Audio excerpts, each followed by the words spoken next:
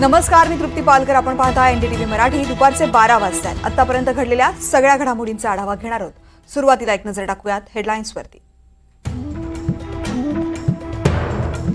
विधान भवनात नवनियुक्त आमदारांचा शपथविधी सोहळा संपन्न. पंकजा मुंडे, टिळेकर, खोत, फुकेंसह 11 आमदारांना विधान परिषद उपसभापती नीलम गोऱ्हेंनी दिली शपथ.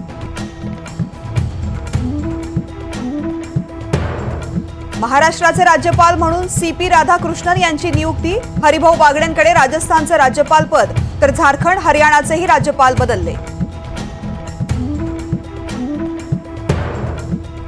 दिल्लीत आयएएस कोचिंग सेंटरचं केंद्र असलेल्या ओल्ड राजेंद्र नगरमध्ये पावसाचं पाणी घुसलं. बेसमेंटमधल्या 3 विद्यार्थ्यांचा मृत्यू. कोचिंग सेंटर बाहेर विद्यार्थ्यांचं आंदोलन.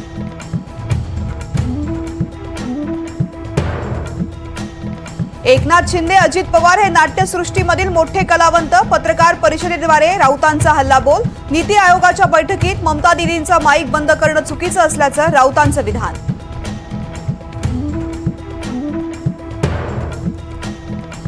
आरक्षणाला धक्का लागल्यास राजकारणातून संन्यास घेणार. खासदार प्रफुल्ल पटेलांचं मोठं वक्तव्य. आरक्षणाचा मूळ ढाचाच कुणीही बदलू शकत नाही, पटेलांचं विधान.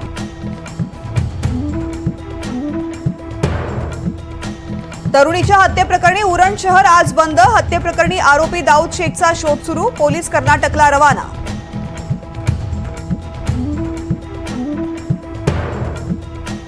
कोल्हापुरात पावसाची उघडीप, पण पूरस्थिती जैसे थे. राधानगरीमधून 4356 क्युसेकनं विसर्ग.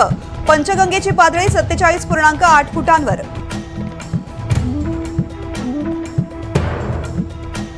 इस्रायलवर लेबनॉनचा क्षेपणास्त्रांचा मारा. 11 मुलांचा मृत्यू. हिजबुल्लानं हल्ला केल्याची माहिती. इस्रायलचा बदला घेण्याच्या तयारीत.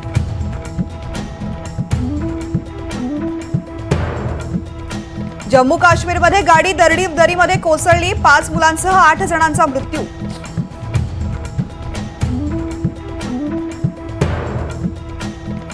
मध्य आणि हार्बरवर मेगा ब्लॉक. वेस्टर्नचा रात्रकालीन मेगा ब्लॉक संपला. पावसाचा अंदाज घेऊनच घराबाहेर पडा. महिलांच्या 10 मीटर एअर पिस्टल प्रकारात भनू भाकर आज अंतिम सामन्यात घेणार नेम. पॅरिस ऑलिम्पिकमध्ये भारताला आज पहिलं पदक मिळण्याची आशा निर्माण. तर पुरुष तिरंदाजांनी रँकिंग राऊंडमध्ये टॉप 4 मध्ये मिळवलं स्थान.